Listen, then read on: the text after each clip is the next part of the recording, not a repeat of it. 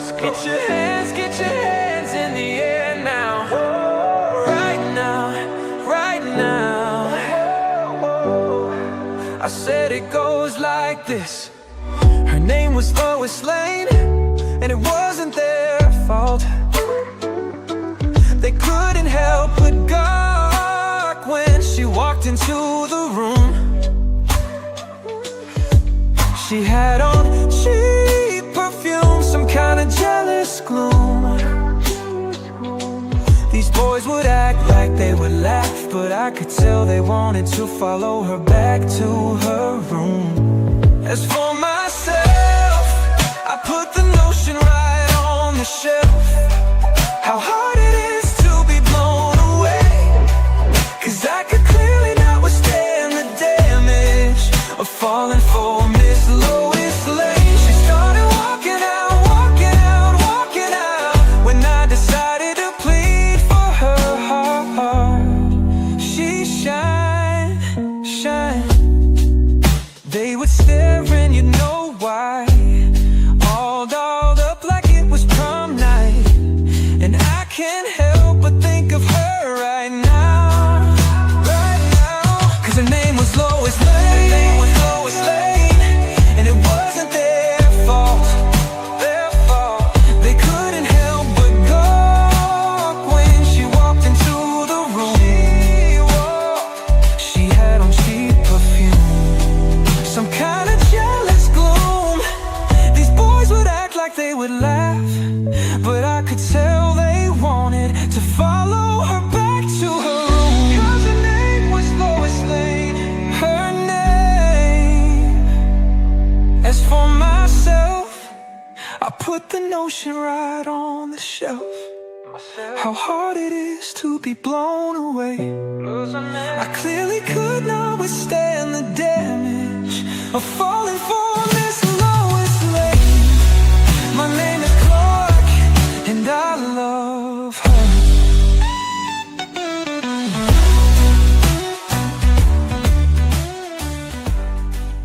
What is up, everyone? Welcome back to another episode of the Real Uncommon Podcast. This is our 200th episode, guys. We've made it. It's 200. That's kind of a crazy thing that's happening right here. But, guys, we'll celebrate a little bit later, because today we are going to revisit our security stream that we did last year with Michael K and Richard. And today, you guys, not only do we have them coming back, but we also have another individual from the Fairside project that is going to give us some insight as well. But before we do that, we're going to get Dee into the studio. Dee, how are you doing today? Hi, everyone. Happy Aloha Friday. I'm good. Yeah, I can't wait to talk to these gentlemen about security, how to keep yourself safe, what possibly not to do. Yeah, it's going to be great. I think it's good that we have these. I mean, we probably should have them more often, but it's good to have them, whenever we can, just to provide information and, some knowledge from experts in the field, to just better secure yourself, because it can get dark out there and pretty dangerous and, scary. You may not think of it, but no, you cannot trust anybody. Okay. You got to take precautions. Don't just click on links, guys. Yeah, just excited to talk to them, and hopefully, our audience can have some information to take away with them and to, keep themselves safe. Absolutely. I'm sorry. Go ahead. No, I was going to say, but how are you doing? Oh, I'm doing good. It's a bit hot. We've got a crazy gardener out here who decided to cut the grass right outside the window today. So I've got everything shut down. If you guys don't know, we're in Hawaii and it's very hot and humid here. But let's get back to the program, guys. We have Richard as well as Askar in the studio right now from Fairside. And Fairside is the team revolutionizing crypto wallet insurance.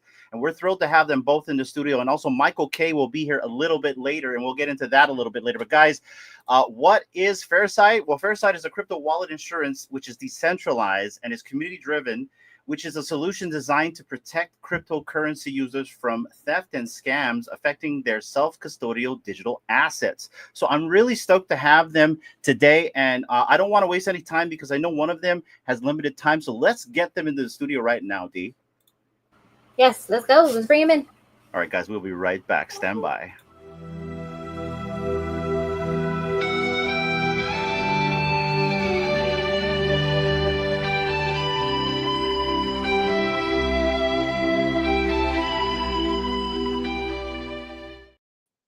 Ladies and gentlemen, Richard and Asgard from Fairside. How are you guys doing today? Hey, gentlemen. Fantastic. How are you guys? Good. We're good. We're good. Other than it's really hot here in Hawaii, it's very humid. We're doing okay. But let's start from right to left. Richard, how have you been, and what's going on with you, man? I'm good, man. I new home. Nice. You can see a little bit of it. So I've been busy with that.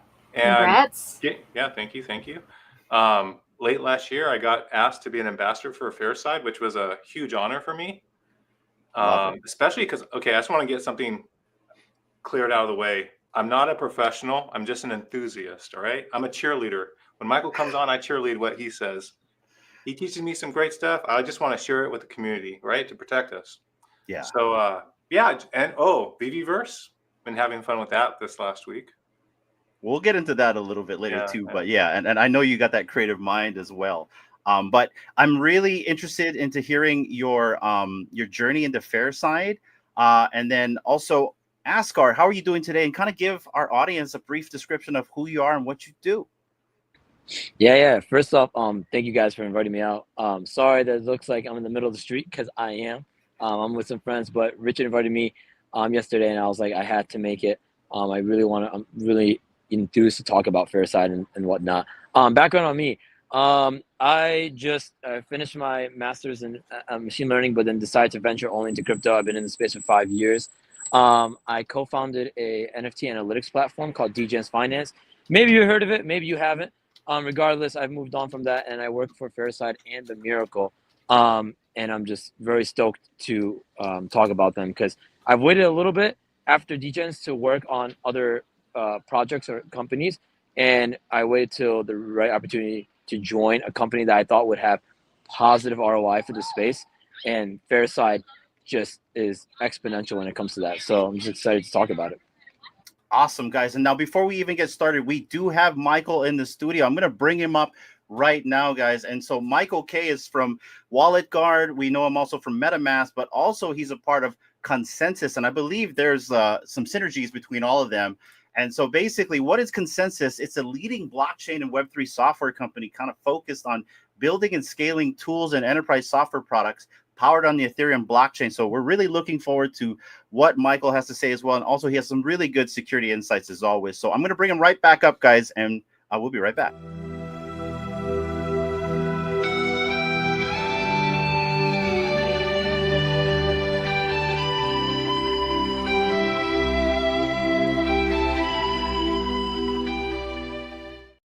Ladies and gentlemen, Michael K. How are you doing again, man? Good to see you. What's up, Michael? What's going on, everybody? Great to see you guys on Aloha Friday. I remember the last time we did this, it was back at the WalletGuard Hacker House, and I said we should do a follow-up session at some point. So this is just amazing to be on here back again with you guys. And great to see you, Holy Frijole and Asgard. I actually saw him earlier today. Yeah, this is so funny. That's so funny. Well, we like to bring coincidences here. So, and I remember when you were on here, Michael, I still remember the dongle lady eating story, and that was great. So, but guys, thank you for coming. I really appreciate you guys giving us your time because security is a big thing here. There's a lot of crazy stuff going on in these Web3 streets. So, for our audience to get any kind of insight from you folks is going to be really great. And also, I want to give our audience, I want to encourage them to participate. Please ask questions in the chats right now. I'm also going to throw the link in the chat. If anyone wants to come up and be a part of this conversation, we really want you to be a part of it, guys. But please participate. And I'm going to let Dee start off first. And I know we only have Asgard for a little bit. So, Michael, if you don't mind waiting a little bit, and we'll kind of get to him first. Go ahead, Dee. First of all, some people make jokes and stuff about, when people's wallets get drained or, when things happen to other people, and they just think like, oh, yeah, it'll never happen to me kind of thing. So, when it actually happens to us or someone that we know, then it's like, okay, shit's got serious. So my question to you guys, why is security so important for us, especially for like the Web3, Web 2.5, or even in real life, outside of the cryptocurrency space? Like, why is security so important? Yeah, I mean, that's a fantastic question. I think the way I like to portray it is I ask people, can you imagine when you lived a life when you didn't have car insurance, house insurance, or health insurance? And most people will say no, right? You grew up your whole life kind of assuming and having those insurances, and you end up paying for those. And as a result, you never really have to suffer from the long-term consequences of when shit gets real, like you were saying, and then you lose everything, right? The equivalent in crypto happens all the time, and we've normalized that.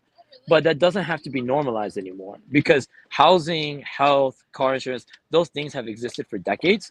And as a result, insurance always gets propped up, even in agriculture, for example.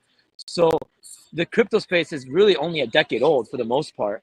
And people take for granted insurance in other markets. And when it comes to us, we're basically the first product that is trying to help retailers get coverage. There are a lot of people that we talk to that constantly talk about how they really thought they had it all, and a lot of obviously newbies get drained. But it's not just newbies. There's I can't say who yet, but we did testimonials with them, and we're gonna release them soon of people who were security kind of gurus in the space for themselves. At least they consider themselves to be, and they had everything unlocked, and all it takes is one morning you wake up, you click a link, and then it's over. So it really does happen to everyone. Unfortunately, it happens to most of us. And the idea is that we can work together to have a platform that allows you to get covered in certain loss events, in certain types of drains, so that you're covered there. And we don't cover everything. We cover specific mistakes you make, and we make that very clear. And then we're one piece of the puzzle of security and protection at the end of the day, right? We'll be covering certain mistakes you make. Nexus will cover smart contract hacks. WalletGuard and other platforms protect you in the first place. And then we're that one piece of that puzzle that is the whole package that we call security, if that makes sense. Totally, man. That's great. Richard, what's your insights on all this as well? What he said. That was a lob. No. I look at security tools. I look at security education, and now I see this wallet insurance for retail, us people. By the way, it covers, I just want really quick, RWAs, crypto, NFTs. It covers it all, multi-chain. Nice. We'll get into that. RWAs. Yeah, all that good stuff. But all these three things don't make you money. They help keep your assets yours, right? Because bad guys like your stuff too. All these things are good. They work in harmony. Hey, Ben. So yeah, that's why I like it, because it helps keep your stuff yours. And that's part of wealth, right? It's keeping it, not just earning it. Green candles are sexy. Keeping it is smart money. Sexier. Unfortunately, it's not, but I like your thinking. I'm trying to keep the flair here. Michael, what's your insights on all this? And then we'll kind of get the conversation rolling. Yeah, I think it's really great to know, because we've actually started working with Fairside when we were at WalletGuard, and we were going to make Fairside part of the WalletGuard Pro package, which is not only are you getting Web3 security, but you're also getting an insurance crypto policy in case you do actually mess up. So that was the ultimate win, because now users of WalletGuard could prove they're using WalletGuard and get a better rate on their crypto insurance. It's like having that, Allstate thing that you plug into your car and it tells you that you're a good driver, but you get a better rate because of it. So I think because we're in Web3 and because the space is so technological, that we can set up really great ways to incentivize users to be safe, to be secure, and also realize that crypto security exists, and so does crypto insurance. I like that too. And it's like, for me, being kind of like an everyday person, I'm not, so I'm in the crypto space, but I'm not fully an expert in all this. So to have that peace of mind, I mean, just on anything, you use the car insurance as an example, your home insurance. Here in Hawaii, we actually have lava insurance because there's an active volcano, and it's the true deal right here. And so to having that peace of mind here, especially with a lot of crazy things going on, it doesn't matter if you're a newbie or even somebody that's actually rich. There's been people that have been drained and stuff like that. I think it's a really good peace of mind, and I can't wait to kind of dive a little bit more into this. So Asgard, if you can kind of give us an example or a little rough synopsis on Fairside, what you offer, and what's the benefits of going with crypto insurance. Yeah. So let's get into it. So first off, I want to make clear that we don't cover every aspect of getting drained, and we don't cover every loss event in this space. To say that is misleading on our part, and to say that would be kind of similar to traditional insurances that say one thing and don't cover another. Our goal at the end of the day is to cover 100% of claims. But in order to do that, that means 100% of the claims that are being submitted for the right reasons. So let's go through it, right? So in general, there are kind of two delivery methods that we try to cover: phishing and social engineering. Under those two umbrellas, there are various loss events that we do cover and that we don't cover. Phishing and social engineering are just delivery methods. So the loss events we do cover is like malicious transactions and signatures. When you sign something you didn't really know what it was. That covers kind of most of the drains that are happening. The second is malware. A lot of people sometimes download something on Telegram. Sometimes it even shows up on your ledger. And the third is address poisoning. So when your Etherscan or Block Explorer gets flooded with a ton of wallet addresses that look very similar to yours, and you just kind of naively copy the address that you thought was yours, and then you paste it and you send it. We covered those three main events, loss events. So let's say, for example, that you're getting socially engineered, and this individual tells you, hey, you believe who they are, blah, blah, blah, and then you end up clicking a link. We cover that. But if you get social engineered and let's say they make you reveal your seed phrase, we don't cover that. So both of those are social engineerings, but one is more about focus on malicious transactions, and another is about revealing your seed phrase, which is kind of gross negligence, right? So the events we don't cover is like revealing your seed phrase, custodial account drains. We basically say if you don't have direct access to the keys, then we don't really cover that. And also rug pulls, right? That's just kind of your own responsibility. So I kind of want to make that clear in the beginning. Those are the loss events we cover. Those are the loss events we don't cover. And we're mainly trying to focus on like when sometimes the hacker does a better job than you from DD and you kind of get drained. Does that make sense so far? Yes, but please keep going. Yeah, for sure. So the idea is pretty simple. So you can go and across 11 different blockchains, you go to our website, you sign in with any wallet that is part of those blockchains. And you can pay in Ethereum. Sorry, it's a little loud. You can pay for it through Ethereum Abstract. And all it is a slider for the amount of coverage you want to cover. So you can actually go to app.fairside.io. This is the main website where we kind of try to get you addicted. And then if you go to app.fairside.io, you can see the whole dApp itself. And you just slide a little slider. You say, I want to cover 20, 30 ETH. After that, you just kind of purchase.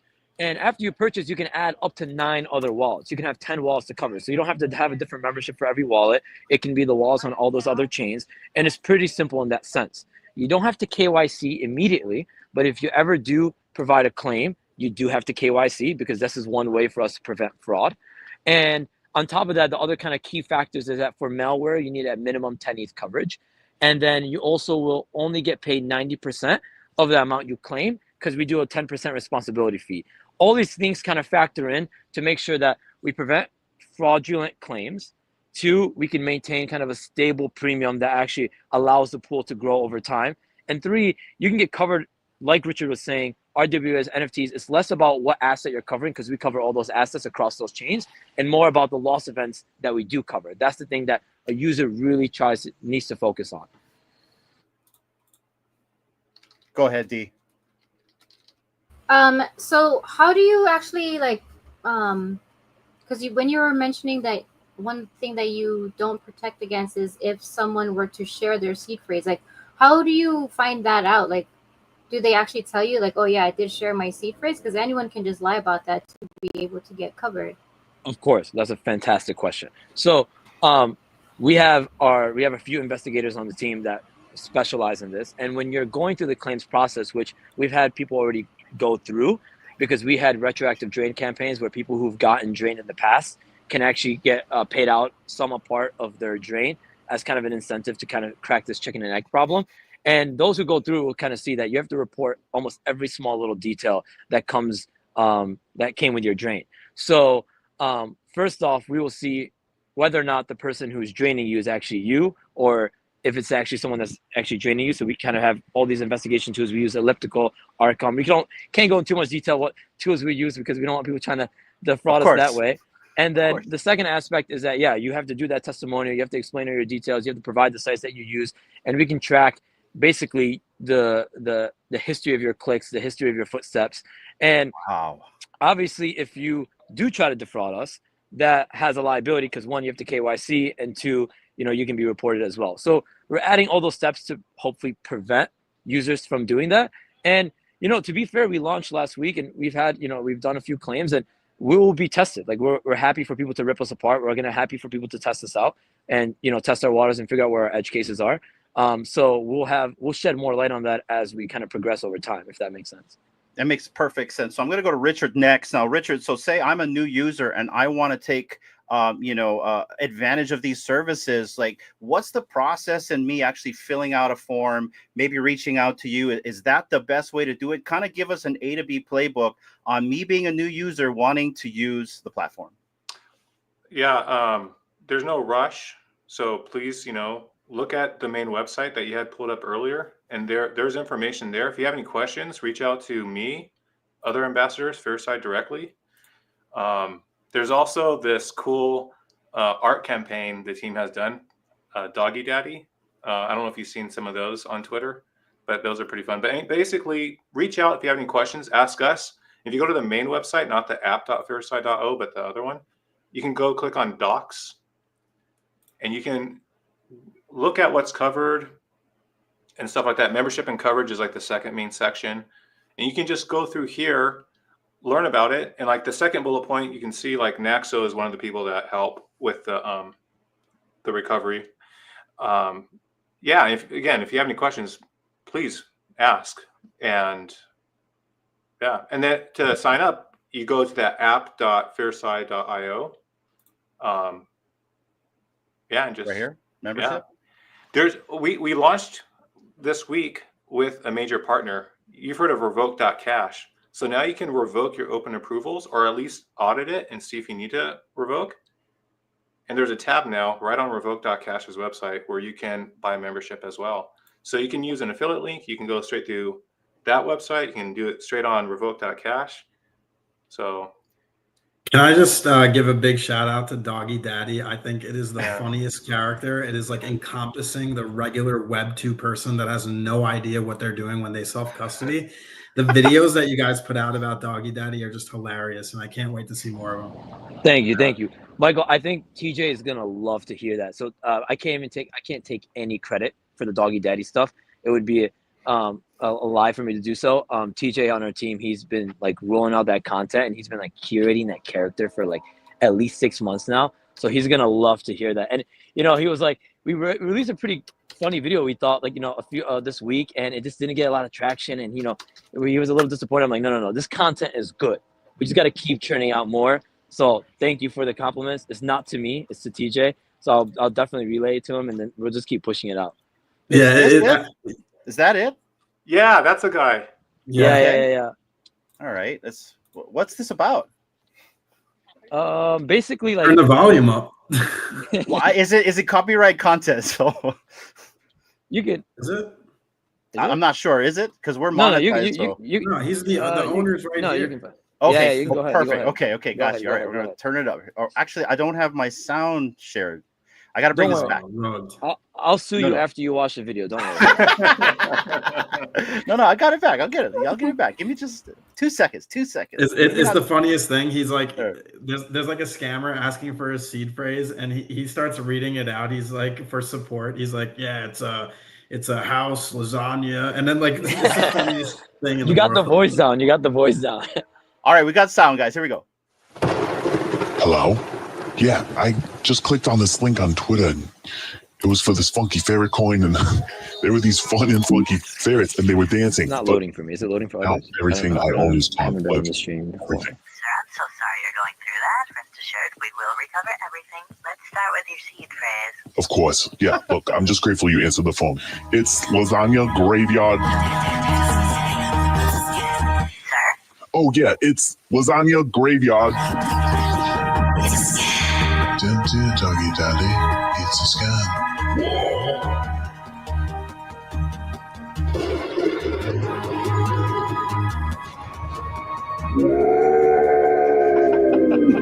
Anthony's Lifesaver, coming soon.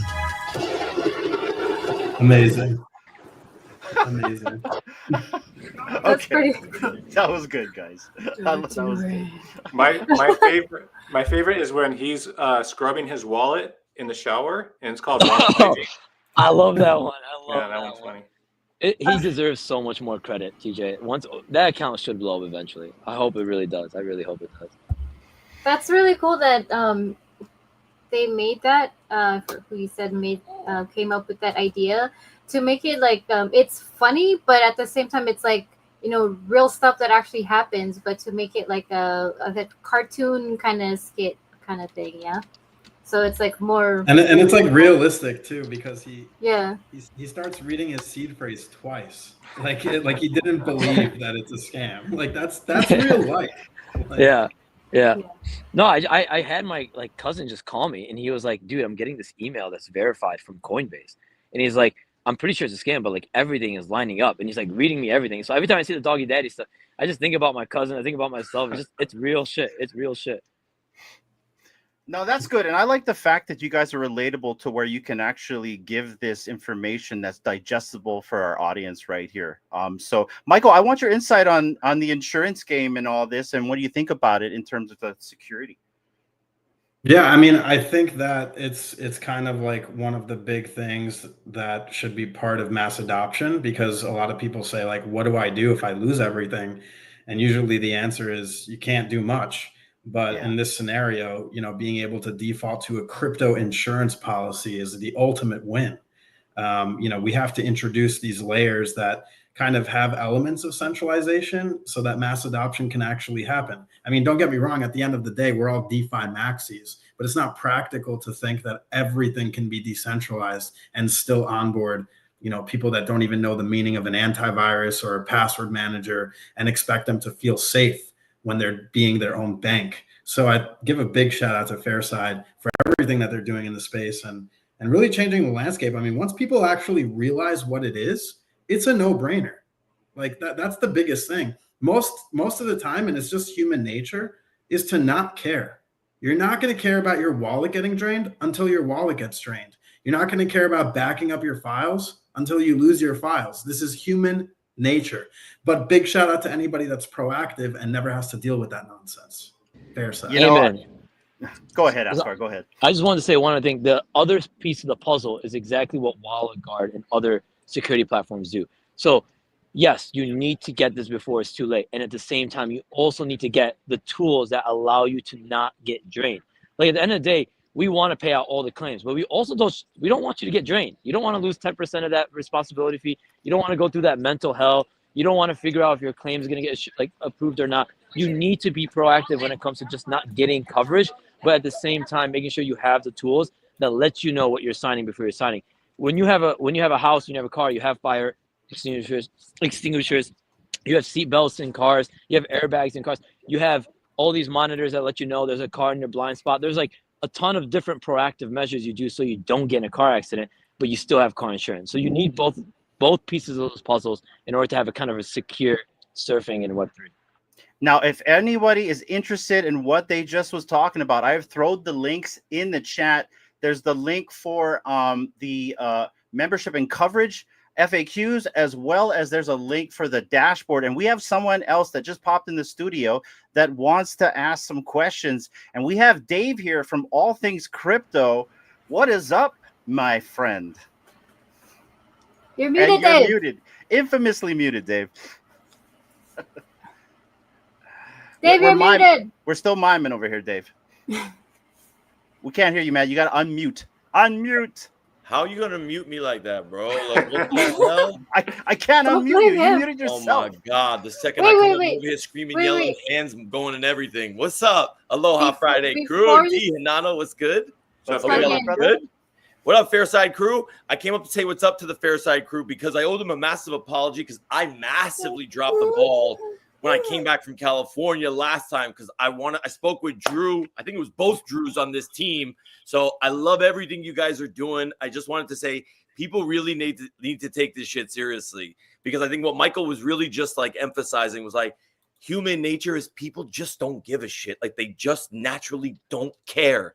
And this is the kind of shit that people actually need to pay attention to and genuinely care about because it's literally your money and your dollars. So D, the second I saw like you guys and Hanano that you put this out, I love you guys obviously being on here. Asghar, I don't think we've ever had the chance to speak or meet, but Richard, Nice to meet you, Michael, brother. Chat, man, good stuff. Like, I love this, and that content is fucking gold. By the way, like, send me those videos. Like, I'll push that shit out all day, every day. I love that, bro. That's Yeah. Message us on the Fairside Twitter, and I'll send you everything as well. TJ, all right, man. again, Sounds good. huge Sounds claps good. to Sounds TJ. good. But how's everybody doing? What's news? Wait, Dave, did you Yeah. just come up here to get us to give you content for your show? Yeah. That is Oh exactly my why I came up God. here. Yeah, 100%. Okay. I didn't come up Well, here Dave, to say since hello to you're- you guys. Since you're here, keep chilling. Because so I don't know if you've met Dave before, Asgard, but he runs a bunch of Twitter spaces, about 1 million of them a day. But he has this one big one called All Things Crypto, and they do the same thing that you guys are doing here right now for our audience. They try to educate people on crypto and steer them the right way. And so I think you guys would make a good collaboration. And it's okay Yeah. to come up here and do that stuff, Dave. You know us; it's cool. So kind of say your spiel, Dave. Go ahead. No, Yeah, please.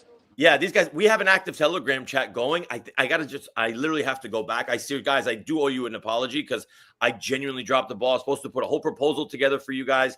I just got so caught up, man. Like, I'm a new business owner. I don't know what the hell I'm doing out here. So, I'm happy to revisit those convos between, we started our crypto magic hour. Also, guys, we're on YouTube now. Hanano, we're on YouTube now. Hanano made our intro for us. So, yeah, man, like, we had over like 2,100 people in our Monday like mental health stream. So, we're week 7 or 8. So yeah, I would love to obviously have a conversation with you guys and chat. Oh, for sure. Hit us up. I'll join. It doesn't matter, morning, night. I'm taking a shit, whatever you want. I'll join.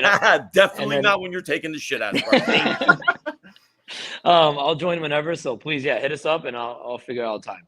100%, man. 100%. Nice meeting you, man. Man, pleasure. Same. And D Hanano, congrats on 200. Thank Let's you. go, man. Let's Hey, go. pedal to the metal. We ain't stopping, but we've had conversations. You know where my head's at, so let's go. So, I love it, man. I love it. but- These two are the most consistent two out here, man. Like, you will never Thank you. find these two slacking. So I love seeing this, man. Congrats. We're just trying to do this for the community, and I'm glad that people like you, Michael, as well as Asgard and Richard can come up here and give the community some insight on all this stuff. And Asgard, I know you said you were limited on time, so how are you doing on time? And if you're ready to go soon, I would really like for you to have like a closing statement. How are you doing, my friend?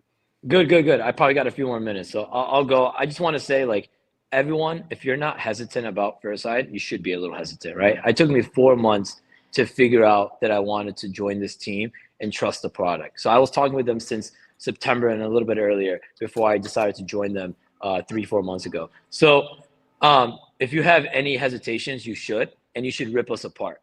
And until you are satisfied that we make sense for retail coverage, don't purchase our coverage until you're satisfied. And I 100% mean that. And that's because, like, it would not make sense to buy anything, especially that's insuring all your assets, until you're convinced. So please join our Discord, message us on Twitter. I've been responding to everyone from the spaces that we're in that message us about questions. Hit me up on my own personal Twitter if you need to as well, or Telegram, or whatever you need to do. Rip us apart, ask every single question you have, and then I would love to answer them and convince you guys as well. So again, it was a pleasure. Thank you so much for having us. I would love to come back, honestly. It was nice chatting with you, Richard. Nice seeing you again, Michael. And nice meeting you as well, Dave. And thank you guys again. Of course. Thank you. Have a good night, Have man. a good night. Enjoy yourself. Enjoy your night. Ciao. All right.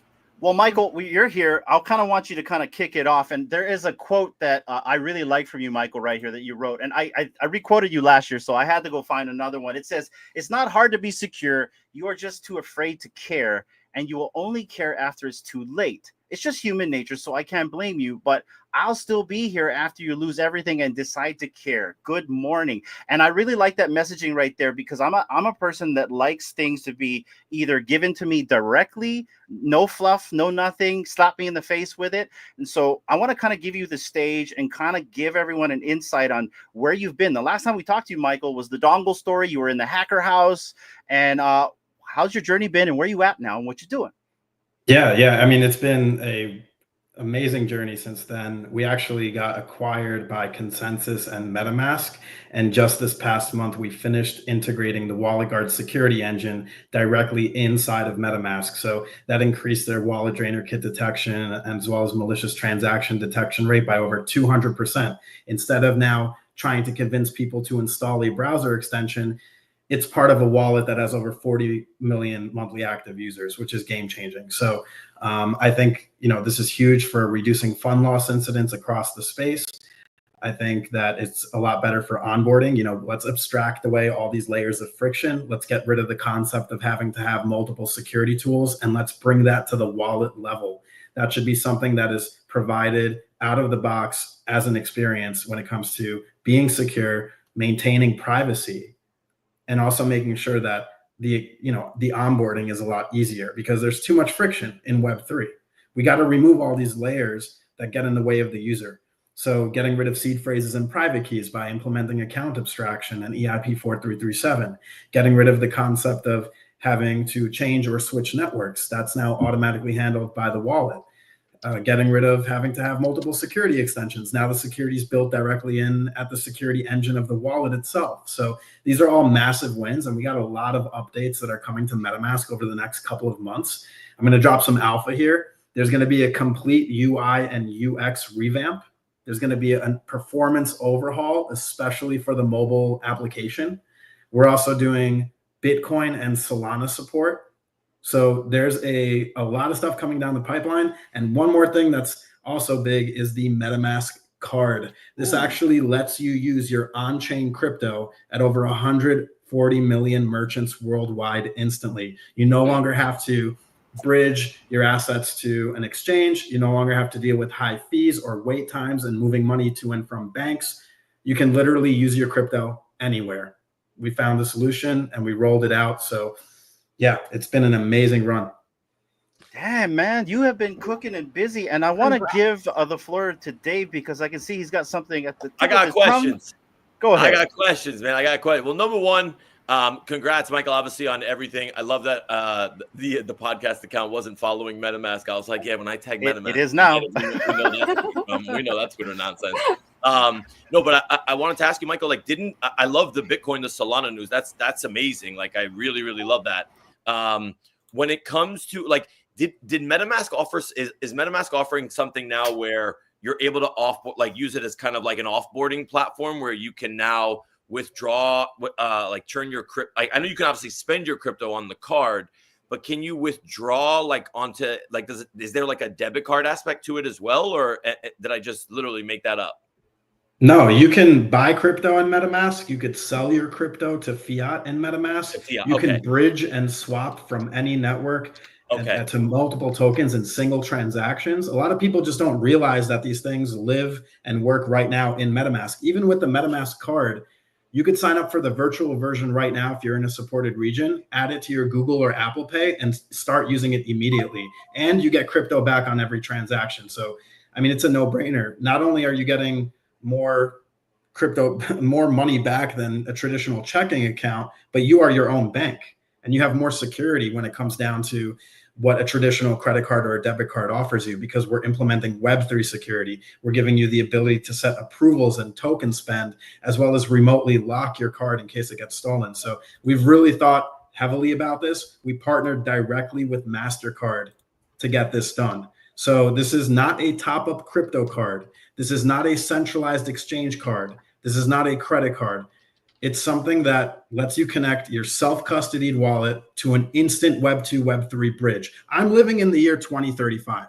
I'm using my crypto IRL, and I'm getting paid to do it. I don't need a bank account.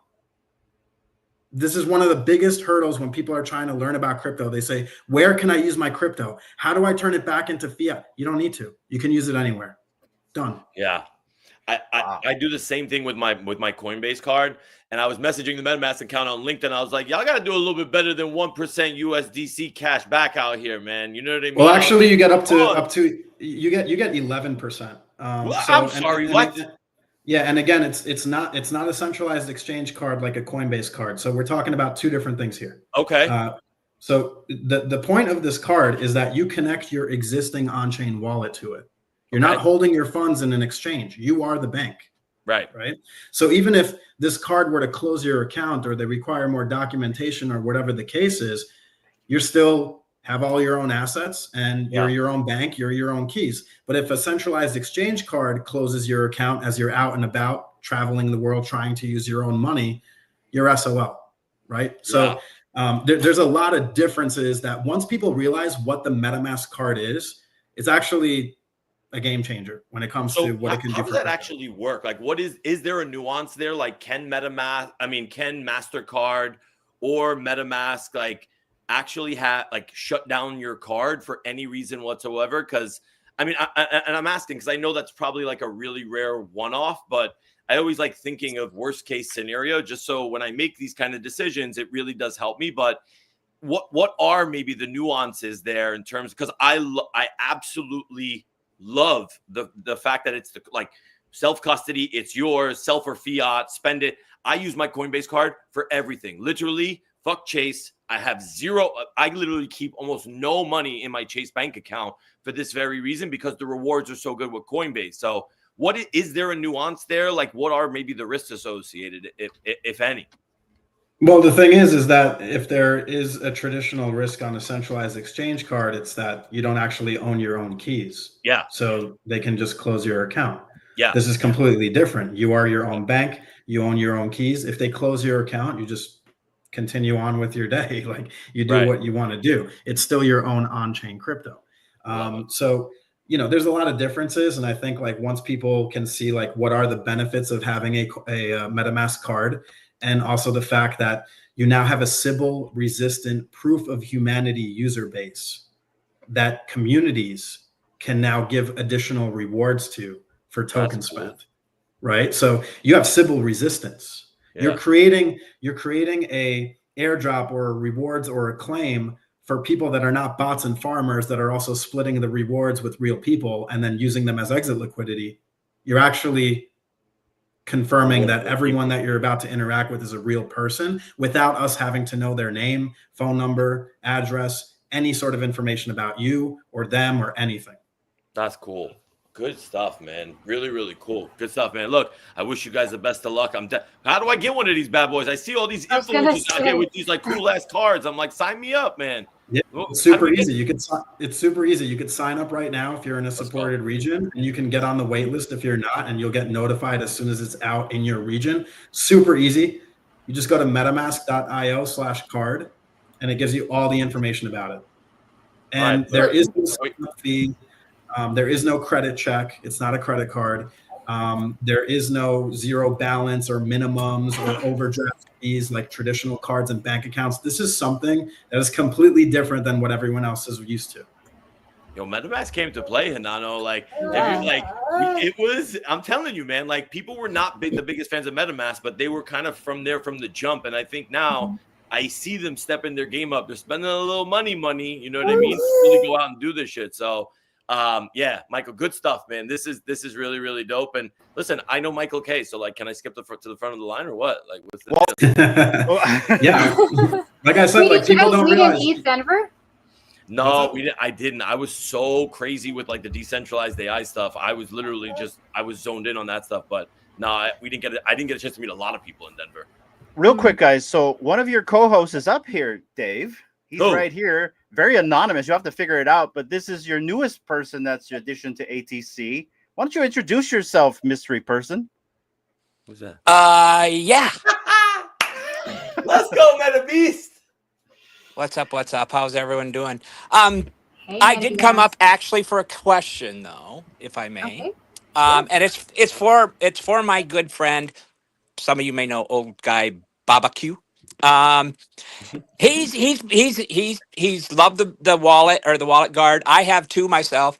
But with it moving to MetaMask, he's been wondering how is he going to lock up his NFTs and keep them safe now. And I believe it. You guys, is it a snap on MetaMask? Okay, so by the end of this month, the WalletGuard dashboard, the WalletGuard browser extension, the MetaMask Snap will all be sunset because the actual WalletGuard security engine is now built in directly at the MetaMask level, like the wallet level. So if you have any locked assets, naturally, as you uninstall or disable WalletGuard, they're not locked anymore because they were locked local to your device. It's not an on-chain action. You're not paying gas to lock and unlock assets. It's actually the program controlling that there's an approval for you to proceed with a locked asset or not. So we actually, over the past month, have brought more human readable signatures, human readable transactions, advanced wallet drainer kit detection. And now that type of security is paired with heuristics from Blockade.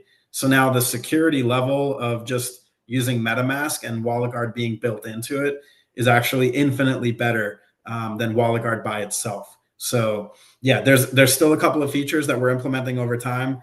We are looking at ways to perform soft locking in actually a more abstracted way. But the actual security engine, wallet drainer kit detection, malicious transaction detection, human readable signatures, that's all built in directly at MetaMask's wallet level at this point.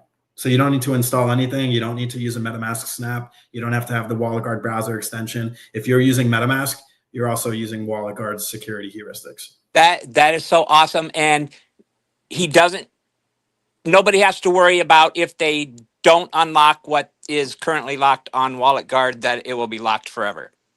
Correct. Because the thing is right. that the soft locking, there's a reason why it's called soft locking, is because it's local to the device that WalletGuard is installed on, right? It's not an on-chain action when you lock or unlock an asset.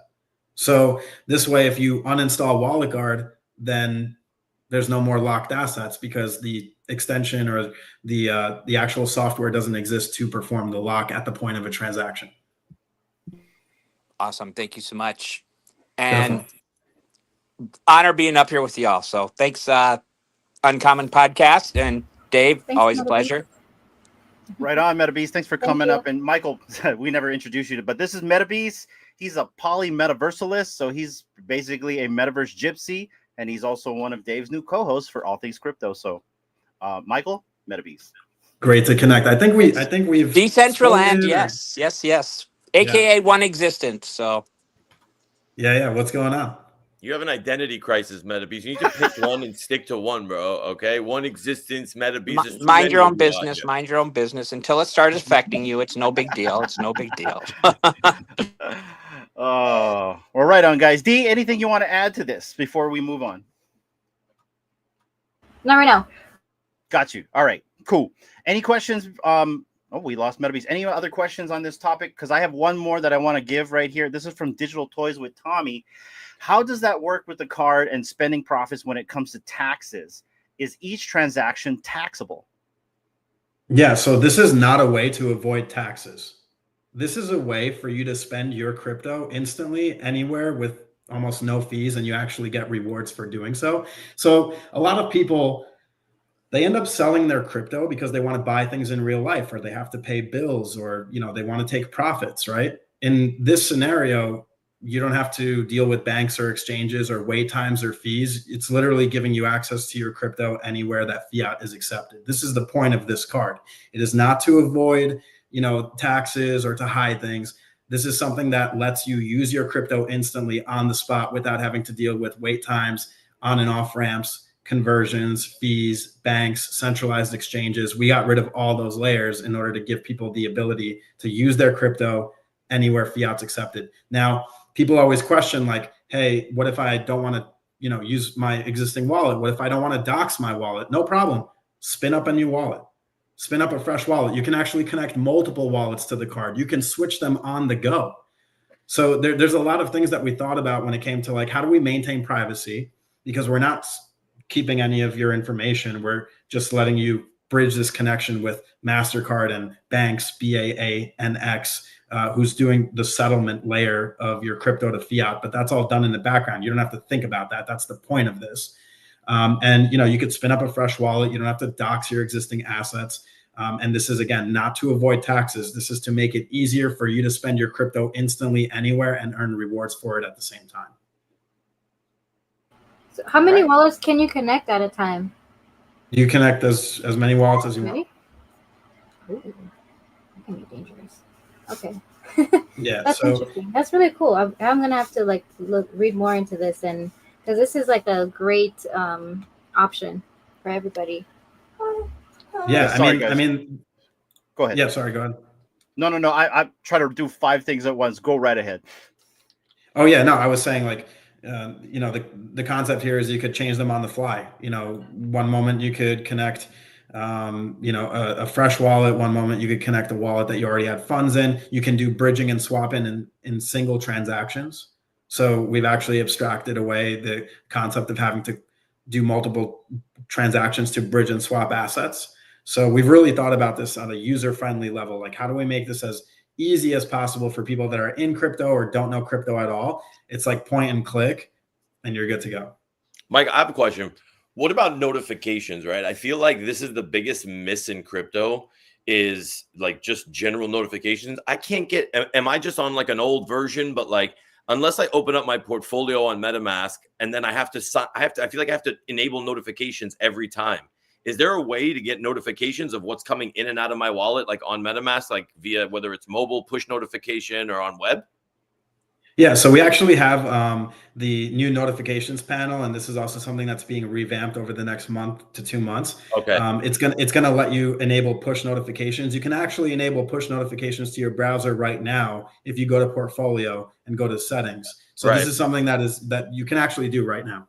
Yeah, the portfolio stuff. But every time I go do that, it makes me do it every single time I if Are you clearing your cookies or your cache every time, or like? Yeah. Well, that's why, because it's not saving what your settings are, because you're clearing. Is there a way cookies. to save the settings other than like the cookies and then it like read the cook? Because like I feel like that's from a security I don't know. People tell me from a security standpoint, it's always good to kind of clear the cookies out, input. You know what I mean? Like, well, in this scenario, the cookie is not tied to a username, password, or email, right? Because you're using a Web3 dApp. So the cookie is just saving information on the settings you chose. So it's not like if someone uses a password stealer, they would be able to take the cookie or the session history of your X profile, your Gmail account, and your iCloud or Apple ID, and be able to sign in as you without knowing your password or two-factor information. This is a completely different type of way. Yeah. Got it. And you said, and for mobile, it's going to be coming over the next month or so. Yeah. All right, that's dope. All right, that's cool. Well, I actually do have one more question, Hernando, and I swear to God, I'm going to shut up. Go ahead, man. Go ahead. That's what this is for. That's why he's here. This is what it's for.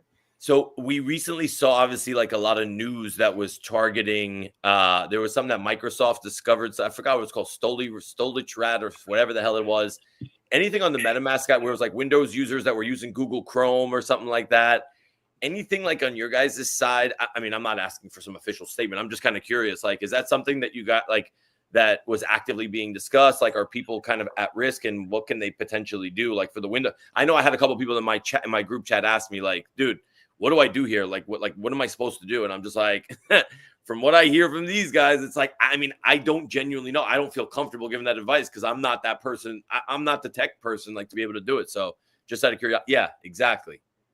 Yeah. So the solution is the easiest thing in the world. Just have a real antivirus. Meaning, like, just literally have an antivirus on your so. But this is not like because they said this was some like stealth thing in the browser. You're saying antivirus? No. If you're using Malwarebytes, it's detected and it doesn't execute. Oh. Okay. Simple enough. Yeah, I'm trying to make it as straightforward as possible. This is something that has existed for a long time. Okay? Right. So Web 2 threats bleed into Web 3 assets. Social engineering, malware, Trojans, phishing scams. These are all things that existed before Web 3. And that's why I always say we need to Web 2 before we Web 3. You need to understand the concept of why it's so important to have an antivirus on your Mac and your PC. Just because you have an Apple computer doesn't mean you're not susceptible to these threats. People with Apple devices always are dealing with malware and malicious extensions the same way that Windows devices are. And you see it on the timeline all the time. People get invited to fake interviews. They get invited to fake video game beta tests. They're told to download fake Zoom or video conferencing software. And all of these scenarios, all these wallet drains and people getting wrecked could have simply been prevented every single time by having an antivirus. Okay. Copy. All right. Yeah, this is great stuff. Like, because if there's one thing I can genuinely notice is the majority of issues that people have. Yeah, like Web3 is kind of clunky, but it's the simplest Web 2 things that people like, and like using a computer or like install malware detection, or when I go to open this up on my internet on my Mozilla browser or my Google Chrome, it's not working. And it's like, well, this is it. Like, you need a DApp browser to open up like a decentralized application. It's like, well, that didn't open that way. It's like, I hear you when you say like you have to Web 2. I like that saying. You have to Web 2 before you can Web 3. Like, that resonate, that hits, man. Like, so yeah, it's simple. It's simple. People are afraid to be secure. Yeah. But I've created multiple articles. I even dropped an article earlier today, a thread on my main Twitter profile. If you could pull it up, that'd be great. But it literally tells you what antivirus to use, what VPN to use, what ad blocker to use, what password manager to use. So you can get your Web 2 security and accounts locked down so that you don't have to worry about this malware that everyone's freaking out over, right? Like this thread that I made earlier this morning already has over 20,000 views on it. And it's because this is like very easy to digest information. I'm telling you a browser that's privacy preserving. I'm telling you an ad blocker that's going to make it so you don't run into scam advertisements every time you do Google or Bing searches. I'm telling you about a password manager that allows you to self-host your credentials, unlike LastPass, which has been compromised multiple times. And unfortunately, people have saved their private keys and seed phrases in it, and it's all leaked on the dark web waiting to be tapped into. I tell you about two-factor authentication, which allows you to add an additional layer of security on top of your now strong, unique, randomly generated passwords by the password manager. I talk about using a VPN and maintaining your privacy as you're browsing the internet, so you're not self-identifying yourself using the same public IP address every single day. I also talk about the antivirus, which is Malwarebytes, so you don't have to deal with the scams that you see on the timeline of people getting wrecked every single day. All of this is easily preventable. I've put it all in a single post, and all it takes is about an hour to do everything on all your devices. And you no longer have to sit there sweating and shaking every time you're browsing the internet, every time that you're clicking on the link. This is the difference between actually understanding what it means to be your own bank. Banks have multiple layers of security, and we're expecting the masses to come into crypto when they don't even know the concept of an antivirus or a password manager. So I talk about easy wins. I'm not telling people to go out and spend thousands of dollars buying firewalls and all this nonsense. I'm telling people to make simple setting changes and implement simple open source and free tools that'll make sure that they lock down their devices. Most of them are free. You know, Malwarebytes is obviously a paid antivirus. Molvad is a paid VPN, but your total investment for multiple devices on a yearly basis is about $50 to $60. That's fucking great. Are you willing to pay $50 to $60 to make sure that you're not putting your Web 2 data, your photos, your videos, your logins, your cookies, and your sessions, and also your Web 3 assets, like your tokens, your NFTs, and all of your wallets at risk? And again, we can be talking like this, and I could be showing you how easy it is, and people watching live can see this, and people listening to this recording will check this out, but they won't do shit. Let's just be honest. You're not going to do it until it's too late. So big shout out. Less than 1% of users that actually take the 2 seconds to do what I'm saying here, so they never have to be in a scenario that we see people dealing with on a daily basis. Right. It's the ultimate win. I feel amazing knowing that I'm following best security practices. I got my devices locked down, my accounts locked down, and in case something happens, I know exactly what to do.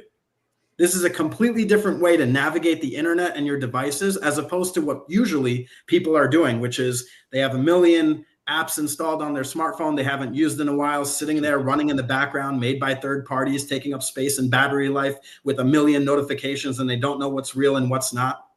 Or they have a million accounts that they set up since they first created their email address, and they've just left their data sitting out there on the internet, waiting to be tapped into by the dark web.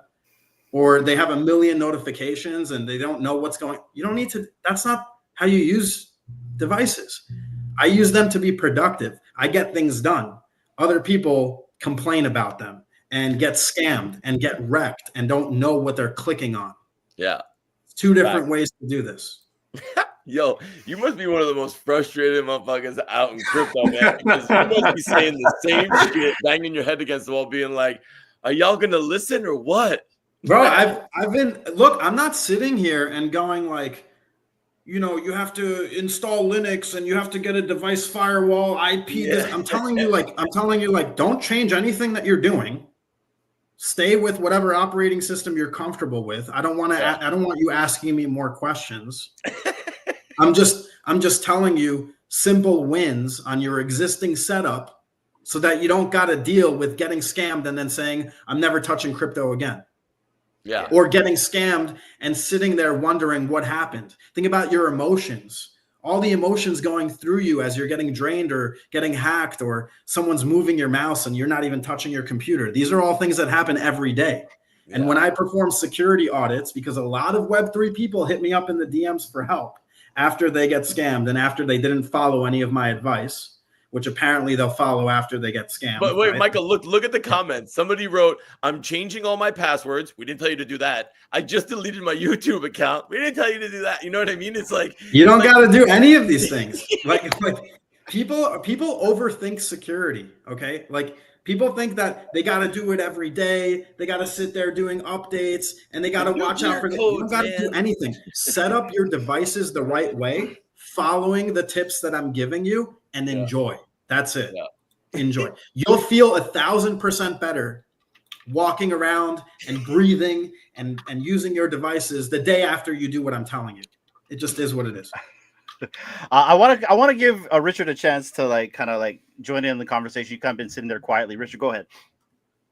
I mean, this is why I love Michael, man. This is why when I found Michael, I think you might have been the first professional I gravitated to and found out on X.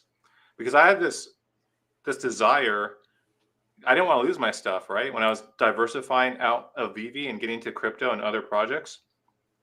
Then once I found Michael and I started listening to him and how great he speaks and how knowledgeable he is, he makes it simple, right? You guys heard it, like simple steps. And some of the stuff is free and fast. Like at the time installing WalletGuard should take you less than 5 minutes. It's just about layering on that security, right? And that's why I was just like, okay, no one in our spaces are really talking about it that much. And that's when I started talking about it.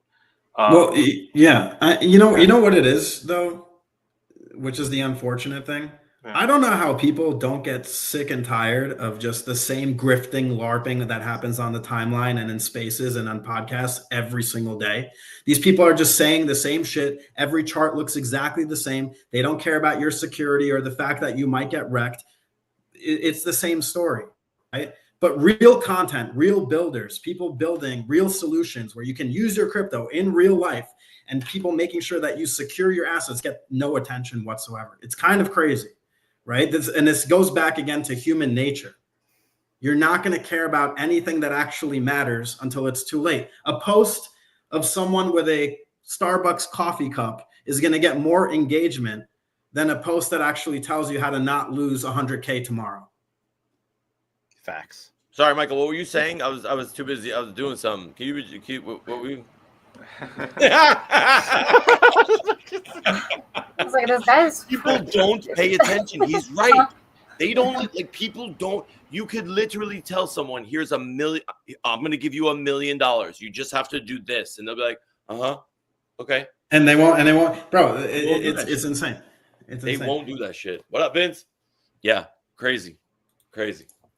Anything else? Go ahead. Yeah. No, go ahead, man. No, I was just gonna say, it's just sad, it gets to a point where it's sad. You have to scare people into being secure, and this is also a Web 2 thing. For example, a lot of the older generation, they don't put lock screen passcodes, right? Because it's just easier to just swipe and open and start using your phone. Oh my God. Right. So my mom and dad. Oh my God. But check this out. But check this out. So let's pretend that you don't have a lock screen password, right? I come up to you and I say, oh, you should put a lock screen password on your phone. And every time it's verbatim, they go, it's the same exact thing every single time. There's nothing important on there. it's the same fucking response every single time. Ha. There's nothing important on there. And that's when I look at them in the eyes and I say, give me your phone. I just want to go through your texts and your emails and your photos and your videos and your notes app and your pre-logged in banking application. Think about what you are saying to me. If you lose your phone or your phone gets stolen, someone has access to your entire life. And because you thought it was funny And then they look back and they say, yo, let's put something on there right now. Like, Yeah. you have to scare people into being secure. It's a very unfortunate thing, but you have to, right? Because otherwise they just don't care. We need to turn this into like a roast of some sort. You know what I mean? Like, we need to make this funny because people, when they're laughing, I'm not kidding, right? Like, when they're it's like we need to roast people. We need to create some sort of, no, we got to create. It gets to a point. Daddy, dog daddy. Yeah. Like doggy daddy, right? Like doggy daddy. It gets to a point where, like, you know, I was the CEO of an IT company for 8 years. We handled hundreds of businesses and all of their computer services and their IT and everything. And when we would do visits on site, you know, we would call out certain things like, hey, like, you know, you're in a department with 50 other people, but you're writing your password on a sticky note and putting it in your cubicle. So now anyone can sign in as you and do whatever they want, right? And then they would also always look back and say, and laugh and say, oh, no one's going to do that, right? It's funny until you're putting the customer data and the value of everything your company is working for at risk. It's not funny. So when people laugh at me about trying to be secure, it's just a matter of time before they get completely The next time we and they're speak, hitting me you're going up to be for crying. help. Yeah, the next time we speak, you're going to be crying and not laughing. And that's the unfortunate part about it, is because, like, as crazy as this sounds, I am by no means like a security expert, but it's like the basics of what people genuinely don't know. It's like anytime somebody in the community is getting hacked, I'm getting that first phone call. And I'm like, okay, first thing, disconnect from the DApp, go to revoke, make sure you revoke the permissions, right? Like just staples. And it's just like, people don't like, it's like they think this far, but not like they're not thinking through the entire, like the whole process of this whole shit. But yeah, this is, people really need to, like, it needs to be eye-opening, because you know what it is? It goes, I'm in the people business, right? Running spaces. I understand how people process information. Like, I understand what gets through, what doesn't get through. And when you keep saying the same shit where people are like, don't put in the middle what you can't afford to lose, and, you know, protect your seat. And it's like, it goes like this and out here literally milliseconds later. So we have to... Yeah, I'm going to tell you right now, I always talk about how to not get SIM swapped, because it literally takes a single setting change to not get SIM swapped, right? Like, all you have to do is go to your Twitter settings, your account info, and remove your phone number, and you cannot get SIM swapped. It's that simple. And people, you know, they throw up the thumbs up when I'm talking about it. They're reposting and liking and commenting on my stuff. Yeah. And then I see them in person at a crypto conference. And because I care so much, I ask them to open up their Twitter and show me that they removed their phone number. and you could see the sweat on their face, right? It's like, you could see that I'm about to catch them slacking, right? Like, yeah, you were such an advocate for being safe, and you were sharing my post, but you yourself weren't doing what I was talking about. And you don't realize that the amount of time for you to have done what I was talking about would have already been done within the sentence that we're speaking right now. That's right? so funny.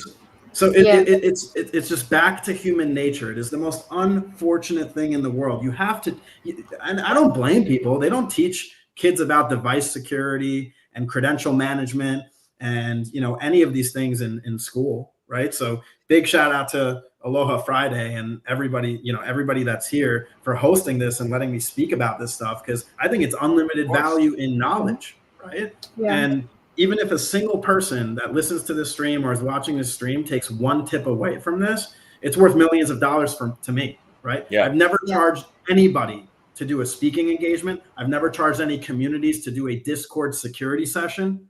I've never charged anyone to speak on stage. I've done all of this for free for the past 5 years in the space, because it feels good to perform a public good.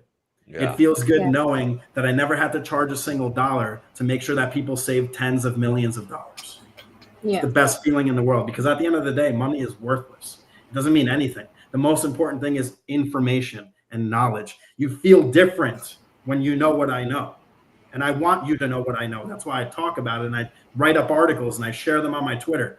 If you're following me on Twitter, I'm not going to be dropping like what token to buy and what NFT to mint, but I'm going to be dropping unlimited value in knowledge on easy wins for your security and keeping your assets safe.